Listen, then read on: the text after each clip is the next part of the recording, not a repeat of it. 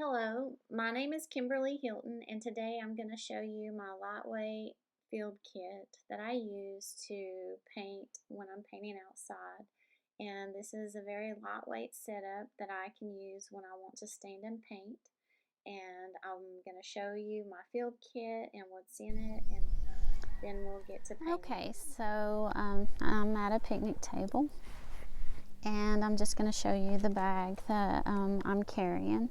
And this is a repurposed lunch bag. This is an insulated bag, and the thing that I like about it is you can strap it over your shoulder and wear it like a crossbody,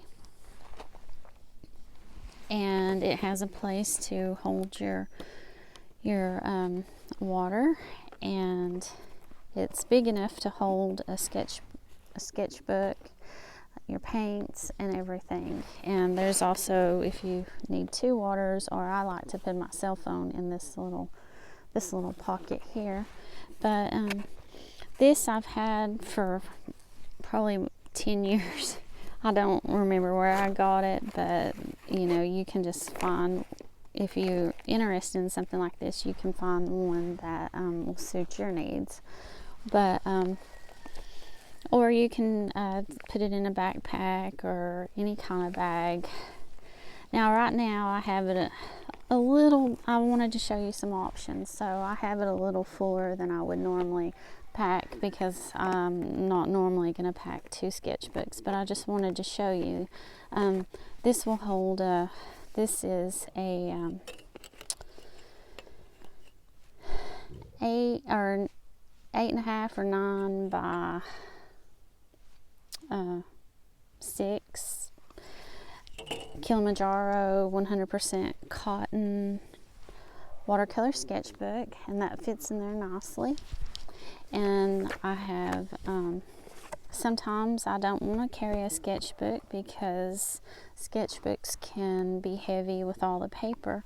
So if I'm wanting just to do a light trip, then I'll take a just an art board. This one I didn't have any Plein. This is the Cricut clear vinyl that I put on a piece of cardboard that came out of a picture frame. So you can make an art board that's lightweight and waterproof. I normally use packing tape, but when I made this one, I used the Cricut vinyl, and it works great. The packing tape works great, but it just makes a lightweight waterproof surface. And then I tape down the size of watercolor paper that I'm going to be using, and then I can just stick that in my bag and I'm ready to go and paint. And this is a cloud study that I did previously, so if I wanted to go ahead and do a quick landscape painting, I could go ahead and paint the landscape if the sky is if it's a similar day. I can go ahead and paint the scenery and not have to wait for my sky to dry. So that's an option. And now I'm going to show you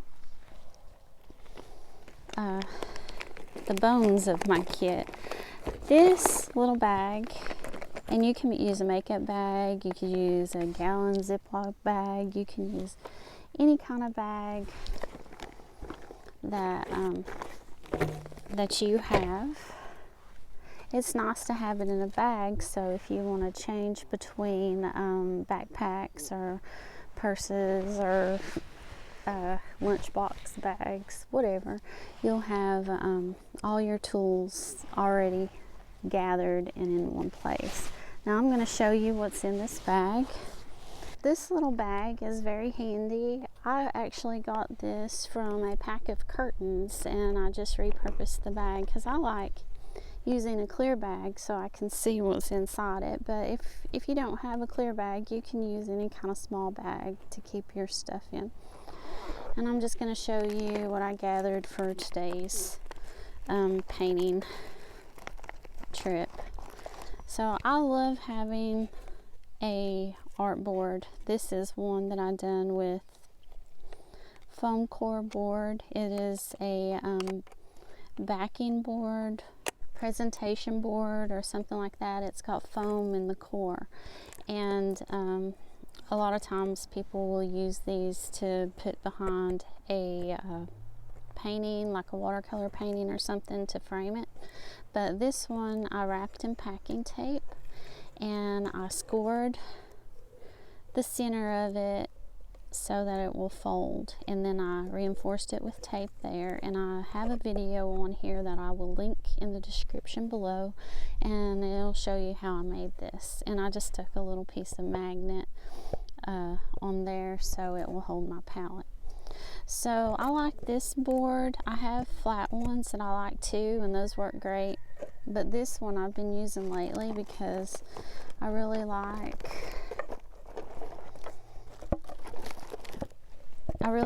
having my sketchbook vertical when I'm painting. So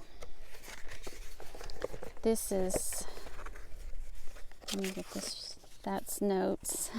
Sometimes I forget what colors I use when I'm painting, so I like to take notes. And I don't always like to take the notes on my sketchbook if I want to keep my sketchbook pretty. But I'm looking for my clip. There it is. So I will just clip my sketchbook on the board here, and you can clip both sides if you want. I might need a bigger clip than the one that I have though, because this is kind of wide. It's too wide, so I'm just going to clip it, and I can clip the pages down.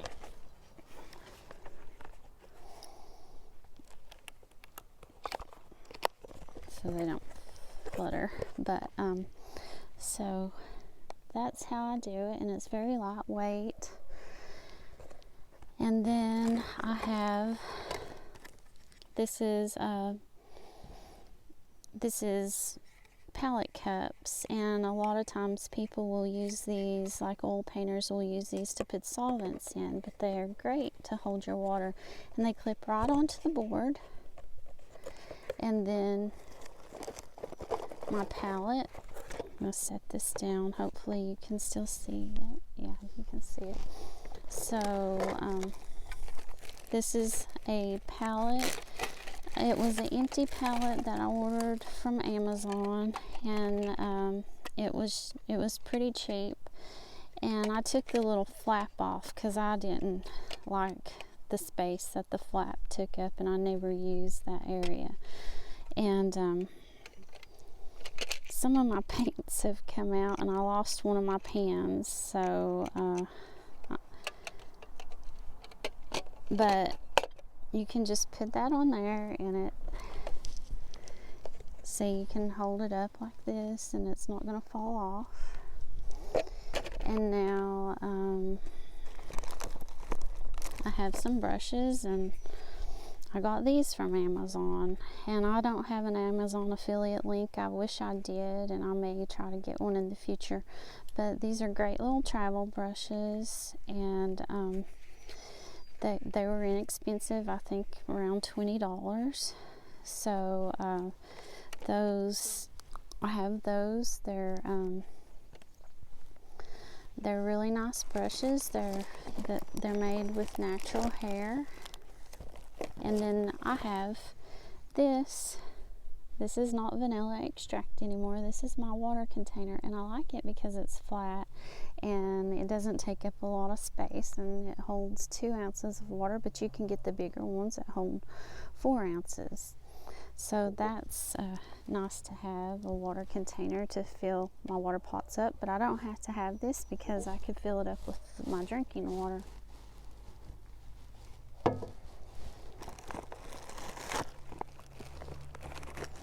I have my paper towels. I feel like paper towels is essential to watercolor. I have another plastic sandwich bag so I can put my wet paper towels in, or my wet palette. I have a spray bottle. I don't have to have this. It's just an extra. I try to be very minimalistic, and sometimes I just want to add some extra things. This was from the 6-piece primary or color mixing set from Daniel Smith, but I just took out the little plastic because it makes a nice little thing to hold a sponge. And this is a sponge. It's great for making textures and leaves and stuff like that. A pencil eraser, pencil sharpener, and this is good for putting on your palette. And I usually will clip that down with a clip, or you can leave it in there. So I have that, and this I may or may not use. It's nice to have, can you see this? Okay.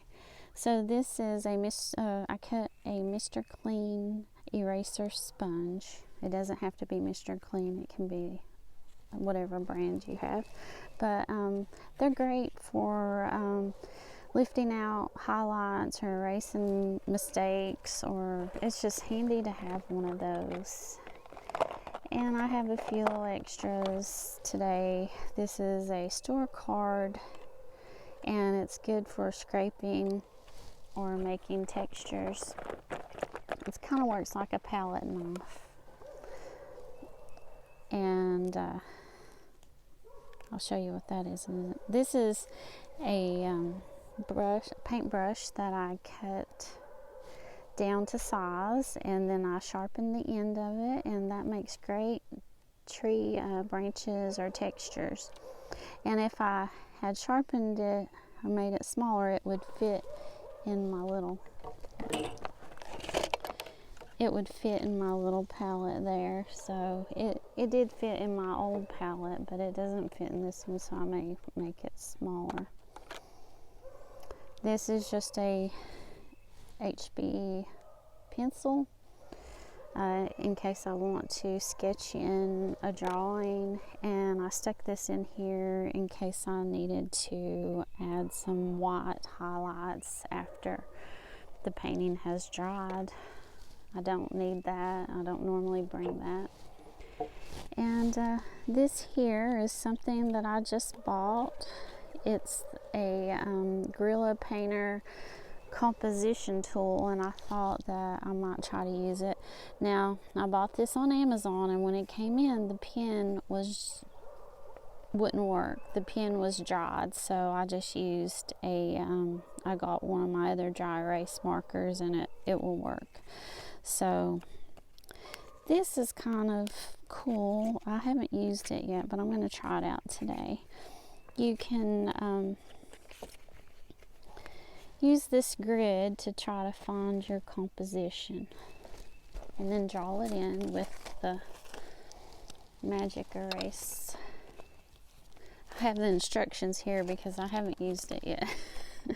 But you find your composition, say you're drawing a tree, and then you just mark it in, and then you can transfer that to your sketchbook or your paper.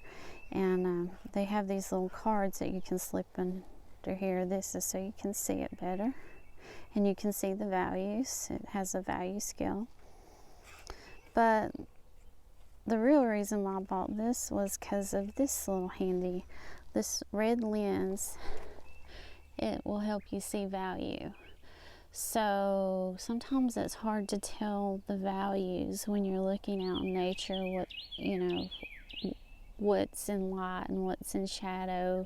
Sometimes it's clear, but sometimes it's more subtle. So if you have this little red lens, it's supposed to help you see the values clearer. But another way that you can do this that I learned in art school is the easiest way to see the value of something is to squint. Squint your eyes when you're looking at it, and at a subject, and you can see the shadows and the lights a lot more clearly that way. So And I'll usually just have a piece of paper towel on my palette too for dabbing. I always like to, sometimes you can lift clouds with it. Paper towels are very handy.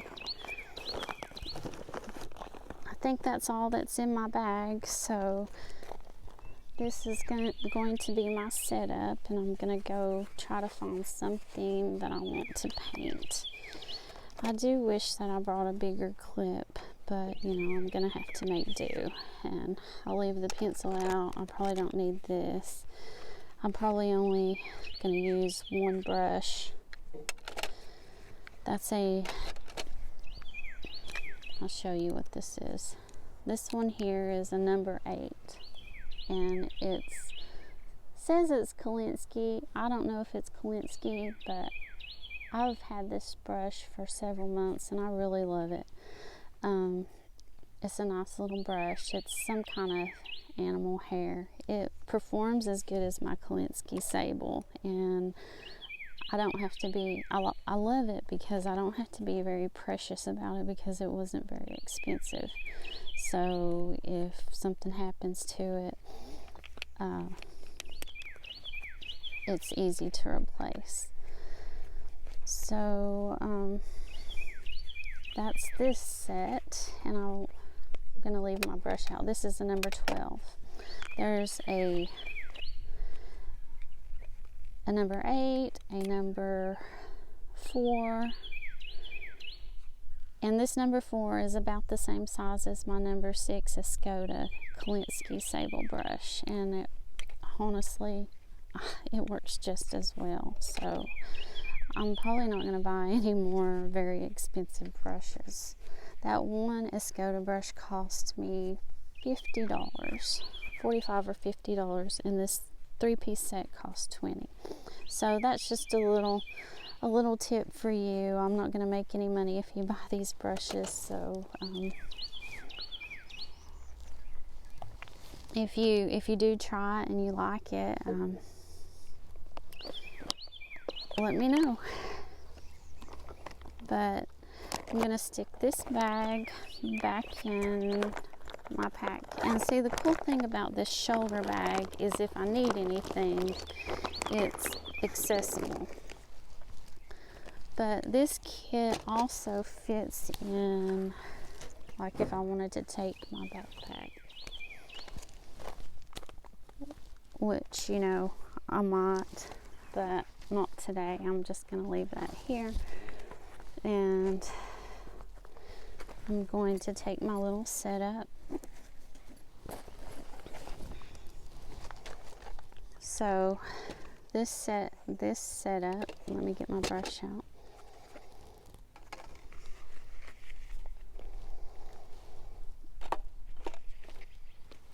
And put everything back in. The cool thing about this is if I need to, if I'm in an area and I need to leave in a hurry, I have this on my shoulder, and then this I have in my hand, so I can just carry it out with me. It's not very heavy. I'm just filling up my water pots with my water, screwing those lid back on until I get to the location that I'm going to go. I'll stick this in my bag. Let me go ahead and wet these.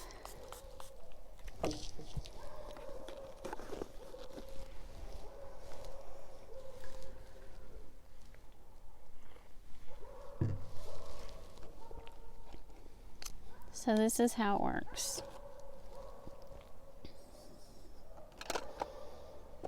And I'll just stand here and hold this. It's lightweight and easy to hold. But I'm gonna go and I'm going to find something to paint.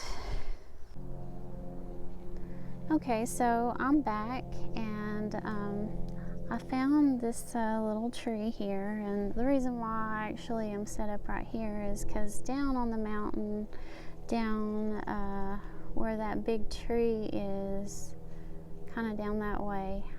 I don't know if you can see it or not because they blend in so much, but there's 2 deer that I can see down there grazing on some different kinds of native grasses. But right here is a redbud tree. Now it's not really red to me, it's kind of like a purple, almost lilac color, but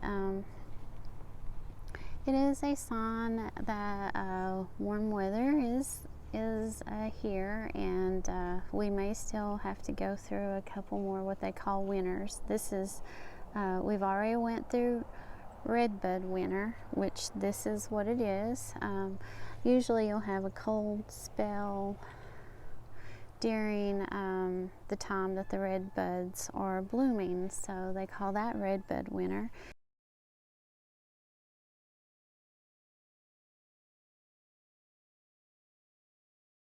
And then you have to, the old timers say you have to go through dogwood winter, which dogwoods are blooming right now, so when you have a cold spell during the dogwood winter, then you know that there's one more, and there's usually one more during the time when the blackberries are blooming, which is called blackberry winter. So that's just some things I've heard from old timers around the area where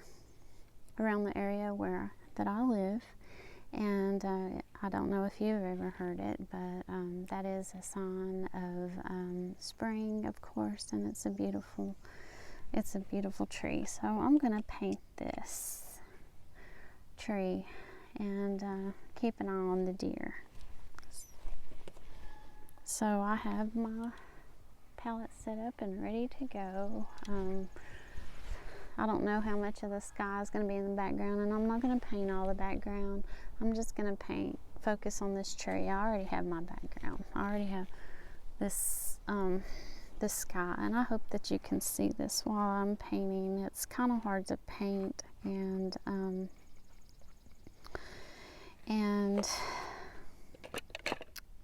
film a video and talk at the same time, but I'll try.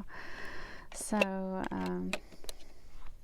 I'm just going to, I don't normally do this, usually I'll do it with my brush, but I'm just going to take this pencil and kind of just follow the branches. It don't have to be exact. And that's that. And put it on there. We'll stick another one here. Put one here.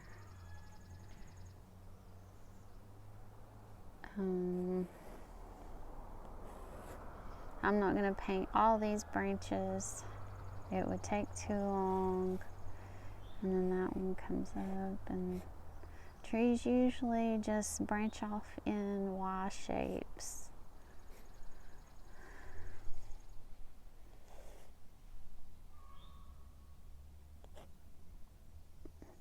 And then, like I said, I'm not going to paint all of them. This is more or less a color study. So I need a smaller brush because I didn't anticipate that I would be painting those little small flowers. So I'm gonna grab, I have it in my bag on my shoulder, and it's easy to grab. That's the thing I like about this shoulder bag, is if I was wearing my backpack, I would have to take my backpack off before I could reach in and get something. So now let me get my water ready, and I'm gonna try to make this quick. This is just a sketch. It's not gonna be an elaborate painting, or that would take too long.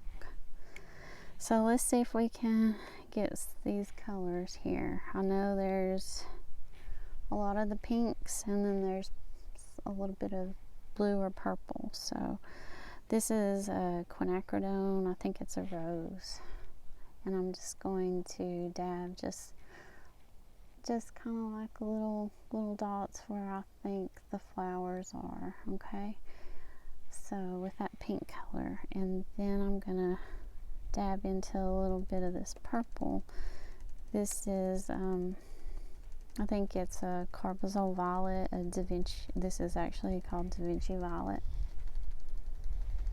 But, and I'm just going to dip that into there and just, let's see, maybe a little more purple. And just put some little purple spots on there. And this doesn't really take all day, and I don't want it to take all day, so I'm just going to try to hurry. I'm not going to be too careful, but so I think, and I'm not like trying to paint every flower that I see. I'm just trying to suggest these flowers, because you can see that they mostly go along the branches. So just dip into each of your colors, and I think I need more pink, maybe some more water, but I'm just gonna just dab, dab, dab, dab, dab, dab, dab, dab. And this is the number 4 round brush. If you don't have a travel brush, you can use your regular brush for this. You don't have to have a travel brush. So now I'm going to try to paint in some bark. And I don't have that color. That's kind of like a lot brownish gray or something, so I'm going to try to make this color. And you can make a color with a brown or gray color with all your primary colors. So this is starting to get to a neutral color, so I'm just going to go with it. It's a little bit dark, but it'll lighten. And I'm just going to paint some of the branches that I see around here in between the flowers. And I am really trying to hurry because I don't want this video to be too long. And hiking in the woods, you don't want to really stay in a place too long, especially if you're standing up, which I am standing up right now. But if you're sitting down, it might be more comfortable to paint, and so you might want to take more time and stay longer. Okay, so that's all I'm gonna do for now, and I'm just gonna put my initials on it, KH, Kimberly Hilton, and that's all.